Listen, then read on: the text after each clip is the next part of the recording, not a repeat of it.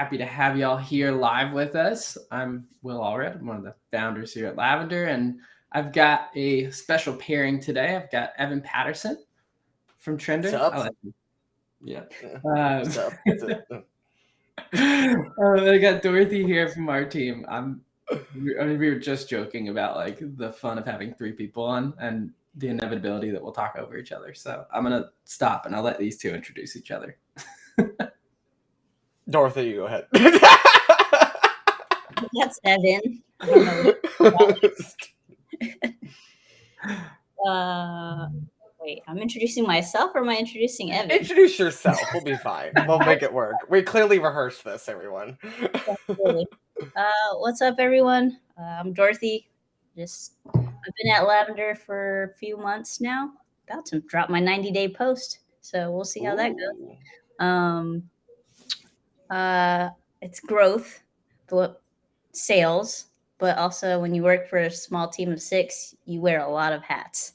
So that's what I do. Everything sometimes. Yeah, sounds about right. Yeah. I'm Evan Patterson, and I'm the head of community and partnerships at Trender. Still trying to get used to that job title. It's a new one. And kind of the same boat as Dorothy. My job description is a lie. I do anything and everything. We are early stage company as well. So it's the who knows how to do this, please raise your hand. It's usually said with a lot more panic in our voices, but that's what it gets said. So excited to be here. Evan, you saying that reminded me of, have you seen those TikTok posts where it's like a day in the life of me working at like a tech company? And I think about like the early stage company version, and it would be like, okay, the time is now 9:30 and I'm having my first fire of the day. Right. My favorite is those things where it's like, don't do things out of your job description. And I'm just like, whoever said that, valid, great advice. Clearly also never worked at an early stage startup. Because all three of us here can attest to how the JD is a lie in tech startups. And you know that going in. Like, you know that when you sign up for it. It's not like bait and switch. You know you're signing up for a shit show. But you like that, though. It's this weird, like masochistic behavior that, like, I want a job that's going to stress me out. I want gray hairs. And I don't know how to describe what I do for a living to literally anyone, including those that also do what I do. That's so good. Dorothy, I don't think we did any bait switch with you. I think we literally just said, hey, we need number 5. You want to come on? Yeah, pretty much. Number 5. You might start out as an SDR. You might be a manager. You might be an AE. And now I'm doing customer success, and you're involved in the product as well. So, you know. You might cry every day by 10 a.m. local time. Like, you might She's specific now, so like that gives me a lot of like breathing room. She's narrowed it down for you. That's why we love Dorothy. Narrowed it down to everything all at once, right? Isn't that a movie with like... Yeah, I think everything, everywhere, all at once. That's a really good movie. This is so helpful for social selling, by the way. I actually want to open up with a question that I started my last LinkedIn Live with, because I'm curious to see how y'all think about it. It was a post by the head of sales development over at Rippling, and it was a very simple idea. Ashley Kelly, she posted on like a Friday evening, and it's been eating at some of my brain cells ever since. Which is... You should get that checked out, by the way. That's not okay. The SDR org. If the SDR org had a seat at the C-suite level, what would it be called?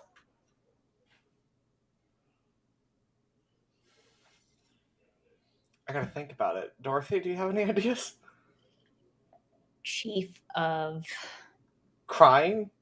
That's what I do.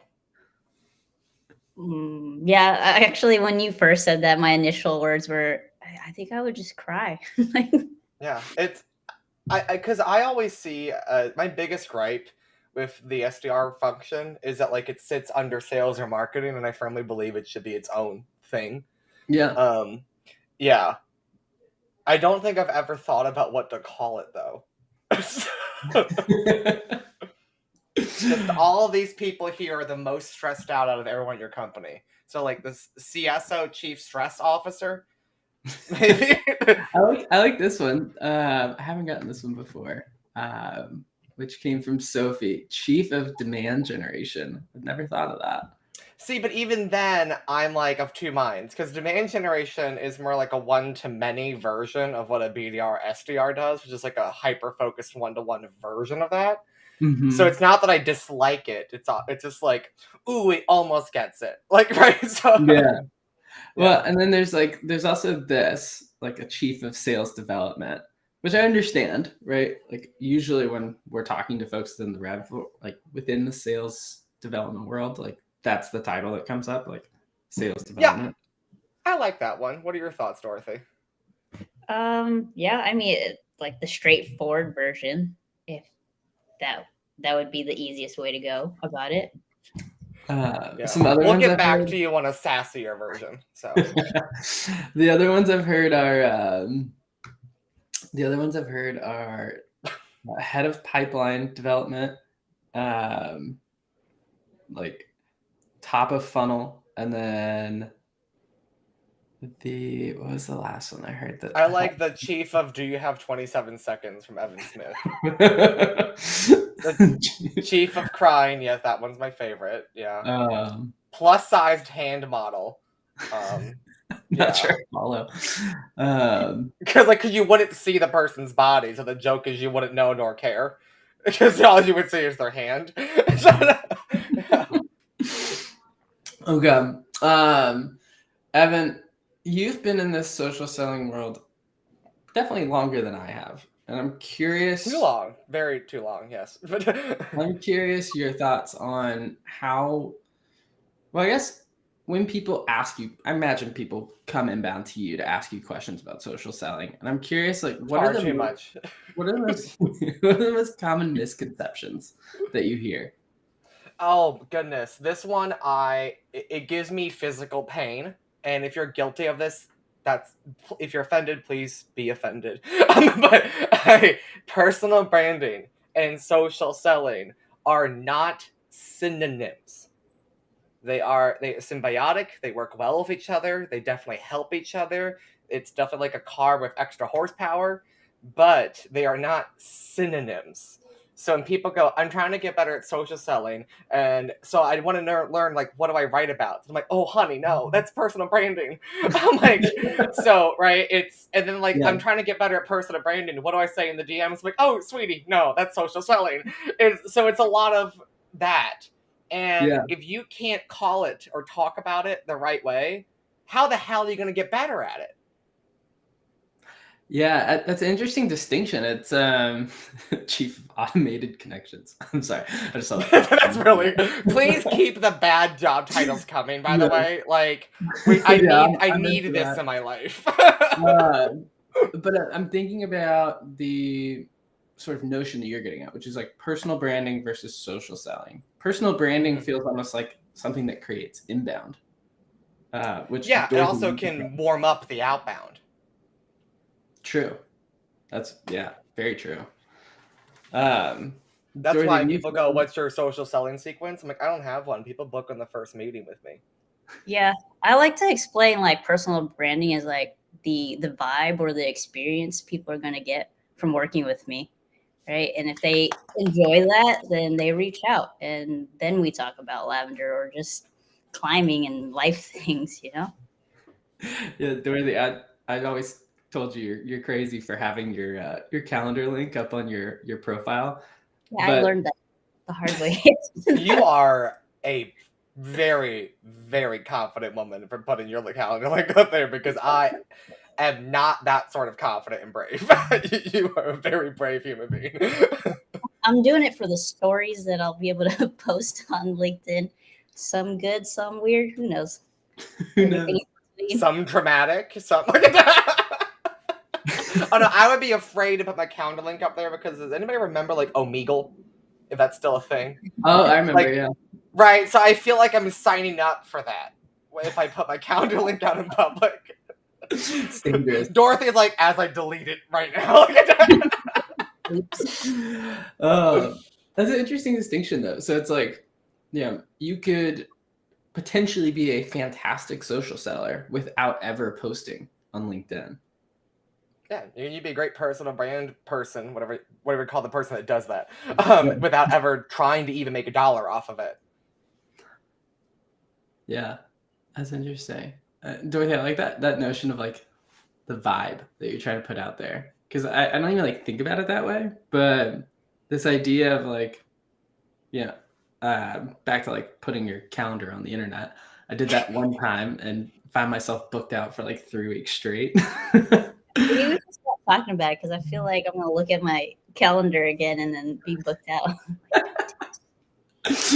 Oh, sorry. You're doing something right Sales, though if you got too many meetings. To be sales, quite frank, though. sales productivity. Yeah, Goes fair. down the drain. So okay, we know it's not, which is this personal branding aspect.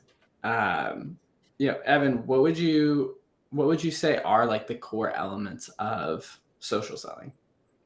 Yeah, I did a live event last week where we basically came to the conclusion that social selling is just the same thing everyone was doing at networking events before social media existed. The soapbox has just moved onto a digital platform. What me and Dorothy do is no different than what people did in the 40s, 50s, and 60s before social media. It's just instead of having to travel all over the country to networking events, which some of us still do to supplement, right? Like I'm literally going to SaaStr and I'm going to be meeting Dorothy in person so she can tell you all how equally chaotic I am online and offline. But but the point being still like that's no different. We're just making friends at scale. We're thinking without an agenda while an agenda simultaneously. Like I want to make sure that like this person, I actually authentically like them personally and professionally, but they also may happen to work at a logo that I care about. They may have a career trajectory that like I want to invest in the context of time or energy. So that way when they are advantageous to me, my company, my career, X, Y, and Z, right, they'll be able to be there for me and they'll already know me and have trust in me. So it's just extremely strategic relationship building at scale. When you put that in the lens of an SDR, you just find a way to operationalize it and do it faster, basically. Yeah. When you say operationalize it though, like what are there ways that you're going about doing that faster?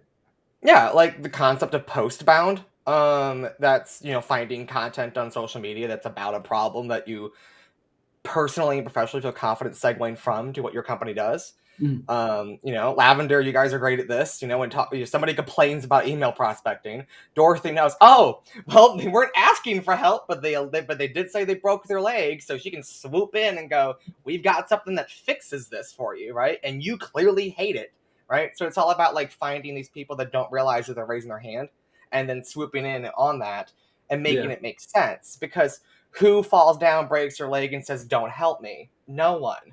So when someone goes, "God, this sucks," and Dorothy goes, "Clearly it does, let's make it suck less," they're not going to say no, right? So that's one way to operationalize it. It's just like give yourself this like spoon feeding of people raising their hand. And then you take that information and you put it in a DM, you put it in a cold email, you put it in a cold call. It doesn't have, so far people keep doing this of like making their ads. I'm like, but you're also missing out on like the one-to-one element, which is the social selling. You don't Right. have to wait for the ad to get in front of them. Dorothy can email them. Evan can cold call them. I'm never going to cold call, by the way, not enough money in the world. But the point being, you can do something then instead of waiting for the demand gen team to put a paid ad out. Yeah. That's one of 1,000 ways to do it. Yeah. Dorothy, are you? Yeah, we're pretty in sync when it comes to like how you're prospecting, but like in the minutia of your day to day, um, are you doing a lot of like social listening? Is it more like account based? Yeah, no, I do a lot of social listening. I set up time at the beginning of the day and my end of day when I know people are going to be most active to scope posts. And you know, my one viral thing that happened on Monday was a result of me social listening. I saw somebody had um, tagged their team on Kyle's post, and I reached out because of that. Like, to me, that's real time, getting real time triggers to reach out. Yeah, if you're listening for the right ones and following, like they always recommend following the people who your prospects would follow.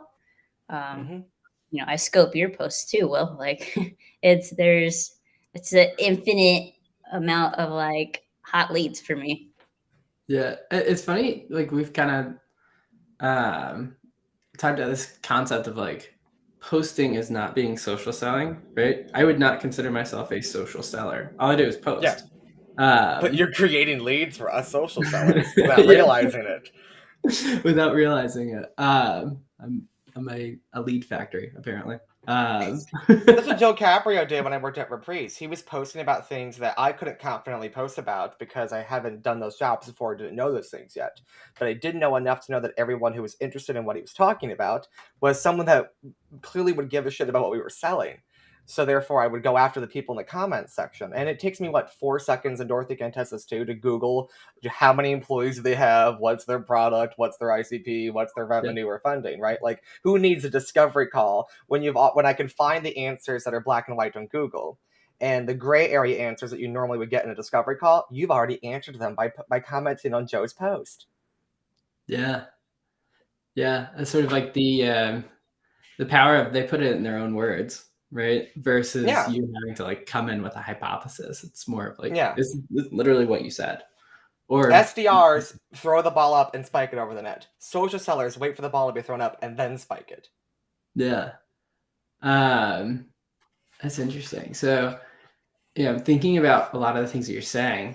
One, there's sort of like this need to follow topics that like you solve for to Yep. expand out your network. The other piece of it is being aware of who within your space you should be following so that you can, I don't know, farm their Yeah. posts for potential leads. I'm curious, am I missing anything out of that? I mean, it's hard to do that, but it helps once you get it right. I know Dorothy, we've known each other for like 2 years now, right? Since SDR Nation, right? Yeah. And I think we've both seen people try to do what we do, and they give up at the beginning because it's the finding the people and getting the feed to look the way it does is the hard part. That's why I work at this place. By the way, we solve that. That's my pitch. But yeah, there's my pitch. But Love it. like, but yeah, that's the part that I would recommend is like if you're not going to use this, it's going to take you a long time to get to what me and Dorothy are already doing. It carries you from job to job. Like Dorothy didn't start doing this when she started at Lavender. Correct me if I'm wrong. Right? You started Yeah. curating your feed for this world since SDR Nation, if not earlier. Or when I knew I wanted to move into tech, I was like, this is the way to go. I got to get on LinkedIn. I got to build something and start reaching out. And that's how I got my jobs. I noticed somebody was hiring. And I was like, well, I'm going to go pitch myself here. Like, gets you jobs, gets you leads, all of that. That's how we met, Dorothy. Yeah, too. That's okay. So so we're talking about social selling. We're talking about this notion of how to go about finding and surfacing the leads, which is a bit of like targeting, right? Mhm. But I think the activities that could really be placed in, would you say commenting on those other individuals' posts as yourself, is that necessary, or is that going into that personal branding bucket? I'm really excited to hear what Dorothy has to say on this one because I know we have similar approaches. I think it's a crucial part of adding value to the relationship. If you've got a long-term strategy, or maybe they're like, not right now when you call them or email them the first time.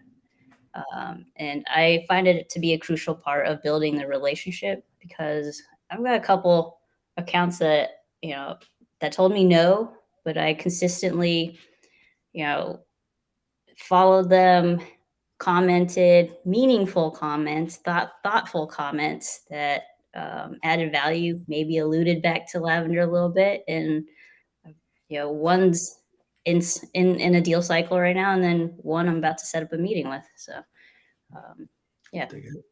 Yeah, I would say the same thing. It's a touch, kind of like to let you know I'm still here. It's a building rapport thing. And Dorothy can attest to this too. I would assume like you don't always talk about the problem or the solution or the software or the industry. It's just like trying to build some like friendly rapport and actually like get to know that person. Yeah. Because even then, if the deal doesn't go through, because a lot of the time, and I know everybody here can agree, it's like you get a lot of people like, I love your product, but like, not right now because of like we don't have a person to use it here yet. We're too early, or we don't have the or like we're working on something that we need to get done in order to even get value out of your tool, right? There's a lot of that stuff, at least in my experience. But you can create a fan in that person, and they'll know somebody who might be the right time. So you never know who that prospect knows. So when you do this privately, it's great. But when you do this in public, it's even greater because now you're getting that virality effect. And viral doesn't necessarily mean it has to be like going viral in the traditional context. It could just mean that like I'm doing everything me and Dorothy do in the DMs, but in public. So other people can get that same benefit that I'm usually siloing into a DM. Yeah, I recognize the confusion though, right? Because like the notion of like social sellers are commenters, but not necessarily posters, is an interesting like split. I mean, Yeah, and they can be both. I know social sellers that use personal branding as their own lead gen. You know, there's nothing wrong. If Will was a AE or an SDR, right, you'd be using your own freaking posts as lead gen, and you know it. Oh, sure. Yeah, so that would be called doing both at the same time. Yeah. Yeah. I'd post a LinkedIn live. Hey, who wants to come watch me do a demo? Okay, maybe not that way, but that would be called doing it poorly. Yeah, I guess is that the equivalent of me showing up in somebody's DMs with a fat pitch? Basically, but there's also, you have to keep in mind job title inflation. Ever since I got head of thrown in front of my job title, the amount of people that will like listen to me or book a demo and the amount of like salesiness I can get away with now is absurdly higher than when I was a BDR or an SDR. And to be completely frank and honest, I'm not better or worse in my job than I was when I was an SDR BDR. So the only difference is the job title. I've My approach and strategy has not changed at all, but for some reason it works better when you have the job title inflation. So you got to keep that in mind. Yeah. I joke with Dorothy all the time. I'm like, I just show up and I don't do a very good job, but I'm just like, hey y'all. Yeah. It's so it's sad but true. Oh. Okay, so we've got comments. When you're commenting on a post, curious like how to think about it. Like I've seen folks sort of struggle with this. I saw a thread the other day where somebody was like complaining that posters' responses to commentary was like really light. And I think about a lot of the comments that I see show up in posts of mine, and they're also kind of light. There's not really much to talk about from them. I'm curious, like when you're thinking about commenting on posts, Dorothy, Evan, what's your thought process? How are you trying to are you trying to like write this comment that's like groundbreaking, or are you just trying to just like put a name in front of them for recognition later? I approach it as acknowledging the human. So if I see like a leader who is talking about company culture, and I'll be like, hey, like I think it's really awesome that you're here building a culture. I can see that's something that you really care about. I just gotta say that, and it works. I take it back to like this good old fashioned conversation skills, right? Like to what Dorothy said. If I agree with what they say, and the only thing I have to add is like to acknowledge and to like confirm that like I agree with what you're saying, like then I'll do that in the comments. If I have questions or I want to add on to the conversation, great, I will. If I want to disagree with you, and if you follow me on LinkedIn, if I want to argue with you, I do that a lot on LinkedIn. Like then I will, right? So, Yeah. I just look at it the same way I would look at a conversation in a bar or at a party or at a networking event or with my partners. Sometimes people are talking because they just want to know if they're crazy. Sometimes people are talking because they want to know if people agree with them. Sometimes people are talking because they want to stir the pot. Sometimes people are talking because they want you to ask questions. Like, the list can go on. So it's just about, like, listening to their social cues and letting that kind of whatever. I don't think me and Dorothy are the types that think about that. It just kind of Yeah. like, oh, this is what we're going to say. This makes sense. This is like what we would say if someone said this to us to our faces. Yeah. And where people do struggle is they're thinking too much about it.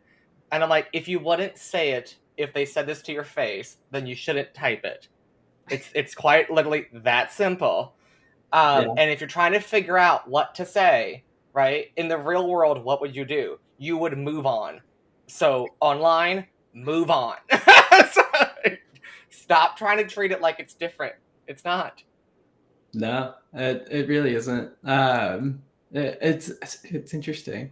You sort of talk about it as like this sort of innate aspect of like, you just kind of do it. Well, I think it's why I always compare it to, like, that's why I get angry and people are like, they teach social selling as if it's like a channel you just add on to a salesperson's routine.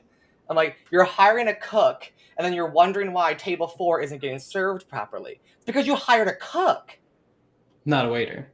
Yeah, then you're wondering why, like, oh well, now you have to be the waiter too, and you're wondering why they're bad at it. It's not that cook is a bad waiter. It's that cook is a cook. Yeah. So you're asking them to do something that they clearly just weren't put on this planet to do. Doesn't make them lesser or worse as a person or a professional, but it's a very different type of person. So the average salesperson is great at selling. That doesn't make them great at, like, conversations early stage in relationships and making friends and being a hype person. Nightclubs, I used to do this for a living. I had a job where I was a hype man, literally a hype man. I was paid to go to bars and clubs to party and have fun so the people around me would then also, by proxy, have more fun. So hey, somebody's gonna get the party started. I think that. Basically. So that's the skill set you want in a social seller. On the flip side, it comes at a cost. I am terrible at closing deals.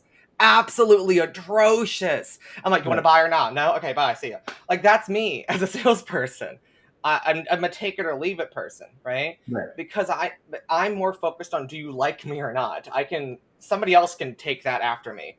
So that's why I get so frustrated, because no amount of workshops and webinars will change a person's personality. And that's what you're hiring for. Yeah. That's interesting.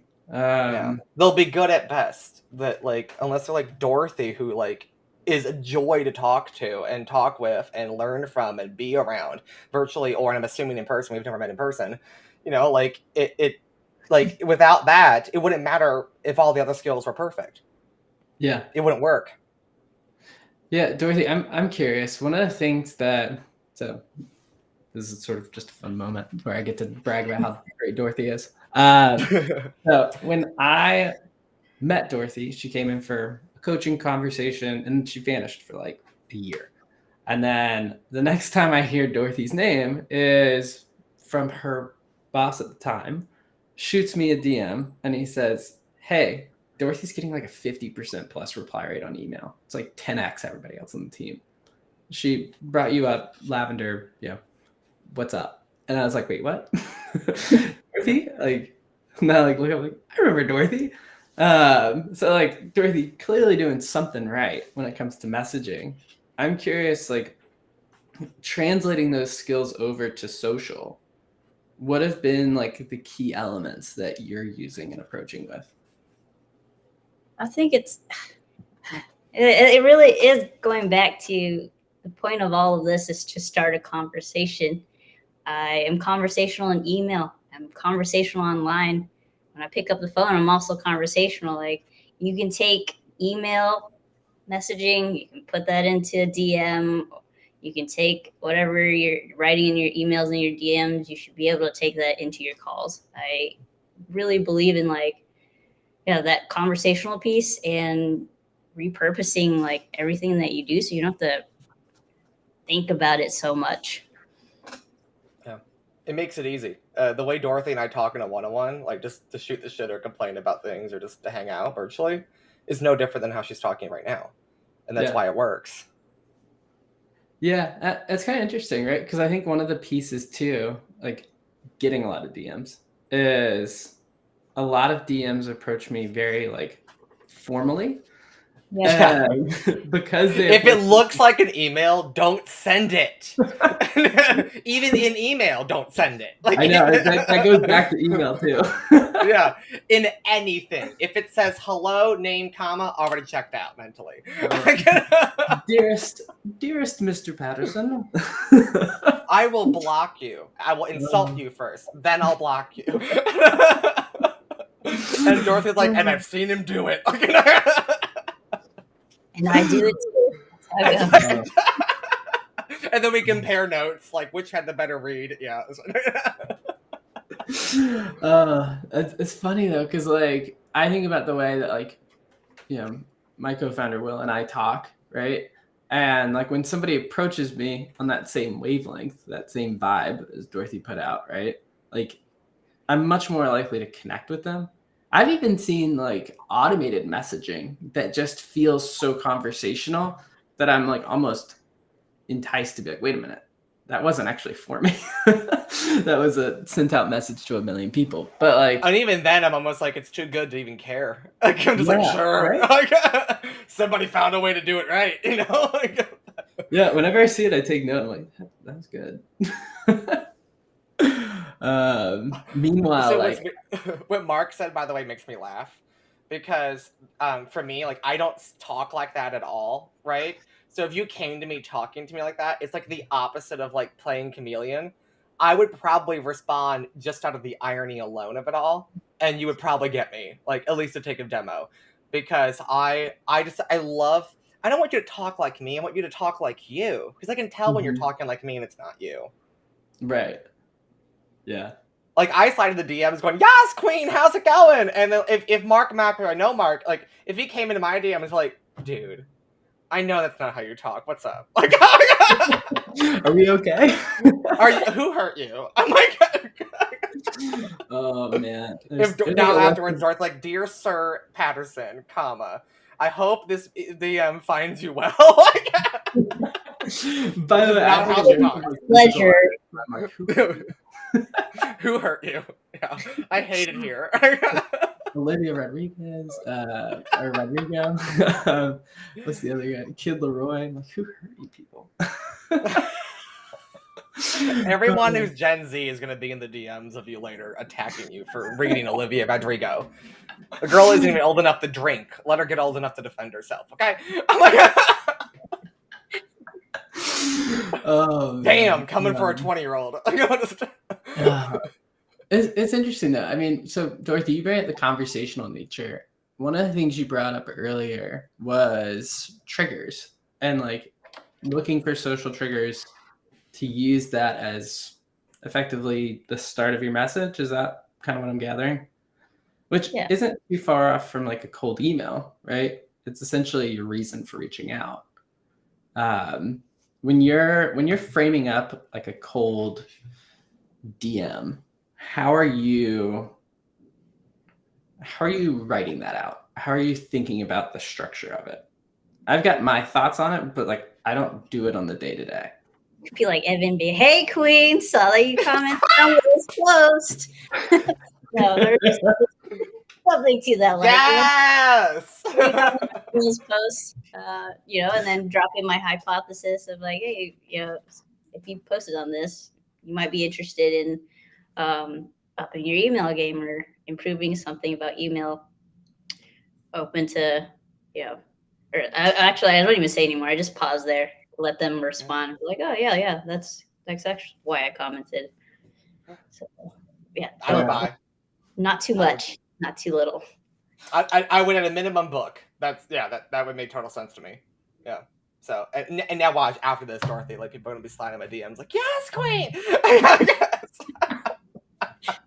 Like, there was a Prakar Kana was asking about like how to sell sales development services. I'm just like, yeah, all you have to do is slide in, say yes, Queen, and call it a day. It's oh man. I'm thinking about this. I'm That like, was a joke, by the way, Prakar. I don't want finding out later that you took that seriously. I don't wanna... your DMs, man. They're gonna be something later. It's just gonna be like a stack of them. Oh, I always get like 3 or 4 people after these that took something literally, and I'm like, hey, you're not a social seller, sweetie. You don't understand nuance. Yeah.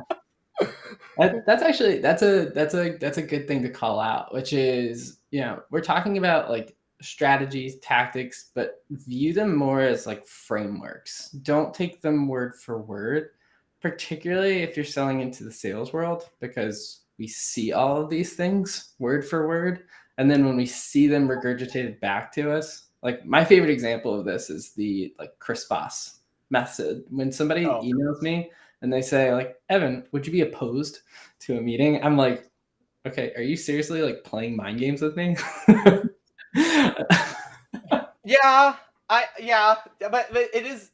Let's be honest, it is social manipulation at the end of the day. It's just ethical, So yeah, that's the difference. It's why I always tell people, like, people are always, they'll DM me like, how do I find content or people to do everything that me and Dorothy do, right? And I'm just like, either use Trender or get really good at algorithms, which takes time. Or, I know it sounds like a joke, but find some high schooler who stalks people on social media, because no one knows how to stalk somebody better than a high schooler. So, like, seriously, that I was that kid that my girlfriends, I was out, so we know the context, but they'd be at a party, like, I'm talking to this guy, that's all I heard. And I go, here's his name, here's his blood type, here's his insurance number, this is how he treats his mom, here's the car he drives, here's what he does for a living, here's his credit score, right? Like, find someone who can do that. That's a good social seller. That's a really good social seller. The best social seller here for the FBI. Yeah. Well, see, the CIA and the FBI, there'd be a lot less crimes in this country if they would hire 15-year-old teenage girls, to be quite honest, right? Because we would see it all coming before they even thought about it, right? So, because our tax dollars are going to a bunch of idiots, the tech startups can take advantage of that and put it into their sales process. It's like, Mr. President, I saw something online. This is very sus. Like, we need to look. Like, no cap, but.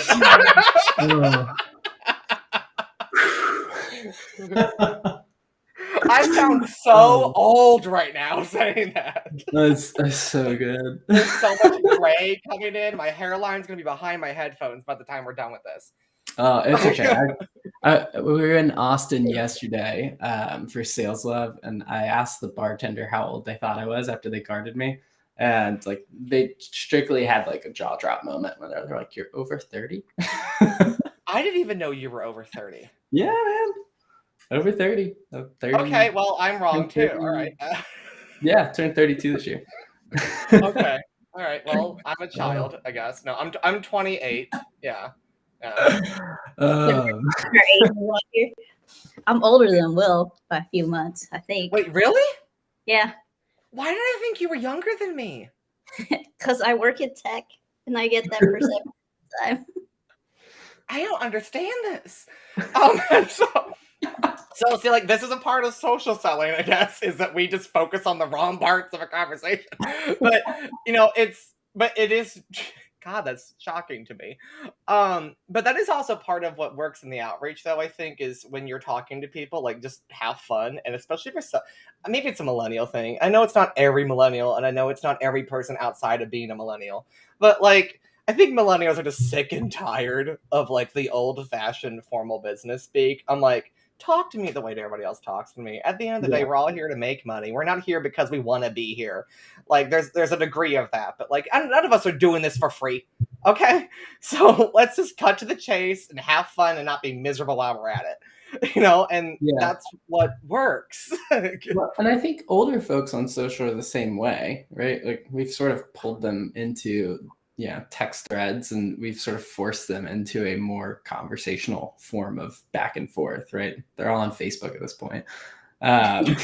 So like, there's something to be said for like, taking that casual approach. One of the things that I see folks debate, and I'd be curious to get y'all's take on this, is the notion of when you're doing your first outreach in the DM, is there any kind of pitch whatsoever? Is there any context about what you do? Because I've seen it without context and it go wrong, but I've also seen it like, yeah, I could see it go both ways. I'm curious how y'all think about this.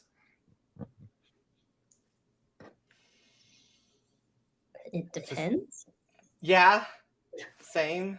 There's like a Dorothy, tell me if you agree, but there's a bit of a loose formula of like acknowledging the why you're even bothering, then reminding them of what they did, and then connecting it to what you do, and then having some sort of like maybe not a CTA, but some sort of ending that just makes it all tie together. So like if you're complaining about, social listening on someone's post, I'm like, Yeah. I saw you complain about X on so and so's post. We solve for X. That's it, right? Like that's the simple formula. Yeah. And but that's extremely simplistic. It's not always that simple, because the amount of times people are out here directly complaining about this, right? Like nobody's out here like specifically, I really wish I had, an AI tool that would teach me how to write better emails. Like no one's out here saying that, right? So that's where like the art of it all comes in, where that's why it's like the it depends is the answer, because you just got to get really creative with like connecting the dots in these like roundabout scenic route ways to make it make sense. So like while that's the formula, there's a lot of stuff you have to like plug in and pull out to make it work. But you just start. I think any good conversationalist, whether they're social selling or just good at like understanding people and talking to people and engaging conversation, they all kind of innately follow this logic of like acknowledging, reminding you why I'm acknowledging, connecting the dot, and then moving forward with that. And how you actually do that though is constantly evolving, and you just build that muscle in your brain of like being a good conversationalist. Yeah. And Dorothy, I want to dig into this with you a little bit too, because I think the other side to this, right? Like in a lot of these cases, it's because somebody's like posting, so there's like a social trigger. But a lot of folks are doing outbound, and there isn't a social trigger, or maybe they're like just prospecting to a list of individuals or accounts that they need to be going after. Like, how in that scenario are you thinking about, generating conversation and dialogue? Yeah, I think what Lila says here depends on industry and persona that I'm talking to, right? Like if I am reaching out, if I have a list of people, most likely I have picked out the right titles, probably did a little bit of research on the company, and I would just go after a common pain point, and ask if this is something that they're experiencing, uh, and then let them take it from there. Like they can tell me if I'm right or wrong about my assumptions or my hypothesis. Yeah. That's I would also add finding people that are alongside those people on the list. So like maybe the head of sales development's your ICP, right? But the SDR is social, but their boss isn't social. So I go, hey, I saw so and so complaining about X, right? So like I can use what the other person said as the intent signal, because I know that those two, if they're doing their job at a bare minimum, will understand that. And I might even build rapport with that SDR as a way to like backdoor into the company. I'm a big fan of like champion selling with social selling, where so I'm like start with the logos, get your target people, but if they're not on social, I bet you somebody else is. So you can find that backdoor in. It's why Trender's most highest requested feature right now is uploading the list of prospects and accounts to the app. Yeah. That's the first, like our number one priority right now to develop, because to your point, it's you're taking everything that me and Dorothy said about lead gen and then going after it, and you're like skipping that lead gen part because that's been done for you in a different. You're not using social media to do the lead gen. You're using social media to do the execution on the leads that have already been generated, basically. So I always looked at it as a way to build champions, or as a way to like prioritize, right? Like, oh, I can tell HubSpot's going through this sort of a change, and therefore our product makes sense. It's good timing, right? Or I can go, ooh, now is not the right time based on the things that company and the people that work there are putting out there. So maybe I'll put them on hold for a quarter Yeah. or two, and I won't waste my time DMing and emailing and cold calling them for a hot second. So there's still a way to use social as a way to like clue into things. It's the same. It's like listening to the economy, right? You know when to invest and not invest based on certain like climate changes in the economy. You know when to book your vacation into a place that's hurricane season or not hurricane season. So same thing. We know based on how these people are talking and the people around them, that's the key part that people forget, are talking, will also tell us if we should even bother. Yeah, I was gonna add to that too. It's the whole observation piece. Yeah, just like watching the economy, you're watching some of the things that are happening on LinkedIn. Like, there's an account that I was working. I noticed that everybody was getting certified in like Agile or something, and so I was like, well, this must be a initiative that's happening in there. Like they're moving towards these methodologies. Cool. Well, let me go reach out to them, congratulate them, ask what they're learning, and start plugging those things into the conversation as I move up the chain. So would you say that you're staying on industry trends and that company's specific trends, which is a really good reason why we're called trender? Yeah, See what I did there? I dig that. Yeah. It's interesting. So like one of the things I think that's kind of cool with that idea is you're seeing these trends within the account, within the industry. And you can use them. Like it's not necessarily you have to use them within a social outreach channel, right? I think one of the things Yep. to notice, like if you're seeing that someone's not active on social, you could just shoot them an email and reference conversations that you're having with other people within the account on social, or things that you're seeing within the account on social. Yeah, that's just social listening, which is a part of social selling. Yeah. So you can use it in an email context. You can use, like the Dorothy said, like she tailors everything she does to that. Even if it's not on social, right? Correct me if I'm wrong, Dorothy. Anywhere. Yeah. Yeah. I think the thing that a lot of folks struggle with is the flexibility that's required in order to do social selling well. Like, would y'all? Yeah. A lot of it's hard to attribute things to. That's why there's like so many tools nowadays popping up to help fix that gap. But it also is like why the skill set's so different. Like my days look very different than when I was a social selling only BDR reprise, my days looked very different than a traditional BDR. I spent more times in calls than I ever did as a normal BDR. I spent more time on social, effing around basically on social, like posting, engaging. Like I made a point to go to like at least 5 networking events every single week when I was doing that, because I understood the impact of simply showing up and not being forgotten, even if I wasn't talking about anything about my company's product. Like I talked a lot about social selling. I didn't sell social selling technology at Reprise, but people liked me because I was talking about that.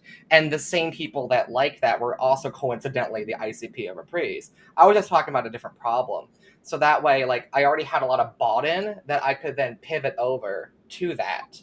So, because of that though, I had to dedicate a lot of my day, and I think Dorothy, you probably do this too, right? Like to just social listening and just engaging and interacting and just being there, just showing up. Yeah. Pretty much when I'm not on calls, I'm also effing around on LinkedIn. That's what they pay me for. Yeah. It's a funny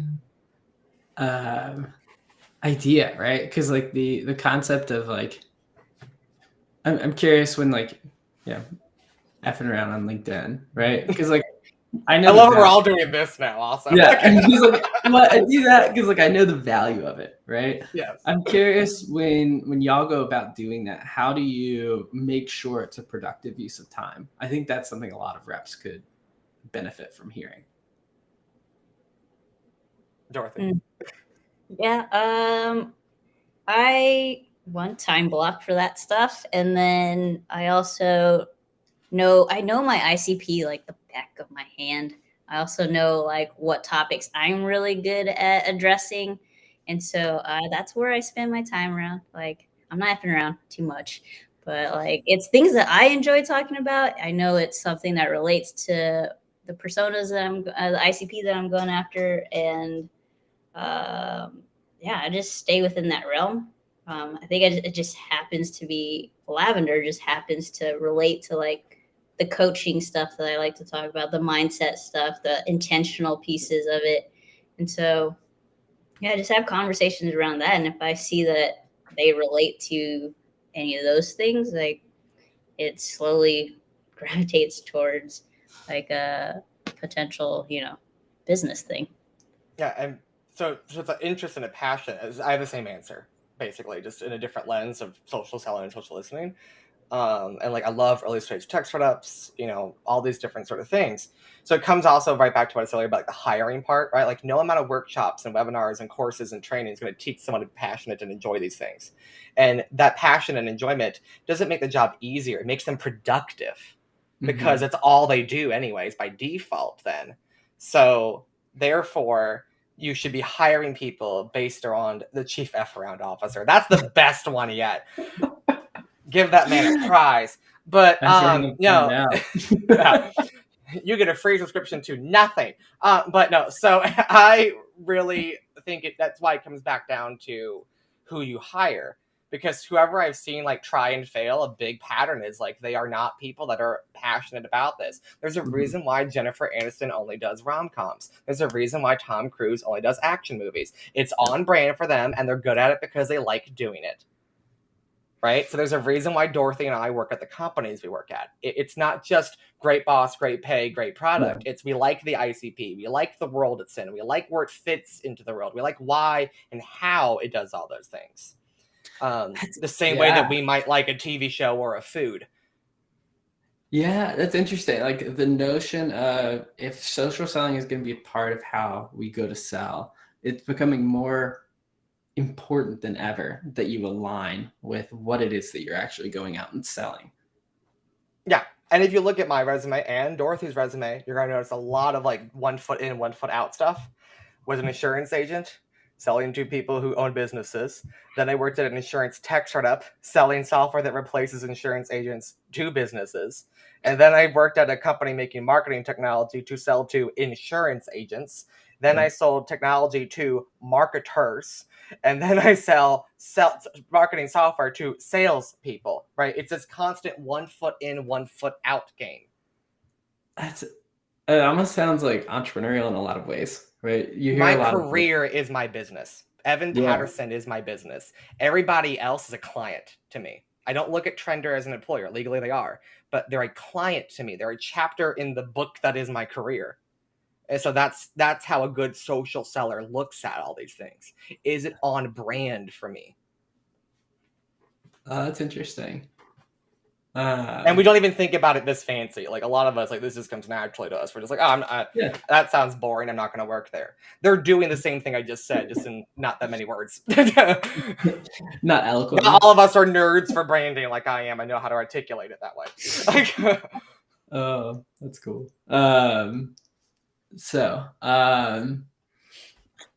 Where was I going? We got totally tangential, and I was like, "Wait, that's a great idea." I never thought about it that way. That's why the evangelist role is popping up left and right at so many companies. It's an in-house influence marketer, basically. Yeah. The other thing I wanted to leave folks with is some advice on like doing outbound, reaching out to folks and giving them just like some helpful frameworks to think about it. I think regardless of whether or not you're pitching, I think that's contextual of whatever's happening. One of the key things that like drives me nuts is when there's no context to the message itself, right? So like whether that's the observation of something within the business, or you're shooting an email and you're observing something happening within the company, or like, I had to block somebody for the first time on LinkedIn, which I know that happens to a lot of people. I was just like, oh, for the first time? I'm like, it's noon and I've already blocked 3. But the issue, I'm behind schedule. Oh my God. yeah. Well, and you saw the post that originally kicked it off. It was the author of this thread where they said like, "Hey, I want a partner," and then like they just said my name on repeat, and I'm like, "There's no context here." I think if like we're giving advice to folks when it comes to showing up in somebody's direct messages, yes, there's the short stuff that's conversational. Whether or not you reference what you do and like give that credence is, a matter of this other piece that's super important, which is the context. The reason I had to block this dude is because, he was going off about like, why didn't you just go to my profile? I'm like, why did you expect me to do that? No, why would I waste my time doing that? Yeah.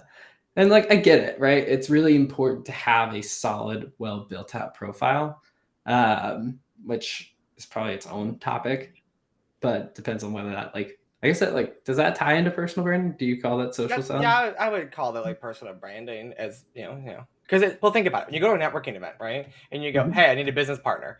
They're like, "Who the hell are you?" Right? But if you're Gary Vaynerchuk and you say, "I need a business partner," they're gonna go, "Oh, yes, please." Right? Like the context is who he is, right? The context, even though I also have a lot of moral and ethical issues with Gary Vaynerchuk, but as a business person, it's undeniable that he's actually good at what he does. So the point being still, like, if some rando comes up to you, or rando to you, doesn't be random in general, right? My mom would be like, "Who the hell is Gary Vaynerchuk?" Right? So, she worked for the DOD, right? So therefore, like, that's where personal branding is the fuel, right? To answer your question, like, you go up to the person, you don't have context, it's not going to work. So he could have gotten away with that if he was somebody that had the right clout. But he doesn't, so he has to earn that. Right. So Dorothy and I will either earn the clout in the DMs, or we'll just have the clout because we already know that you know at least of us, and we're just really good at knowing which one when.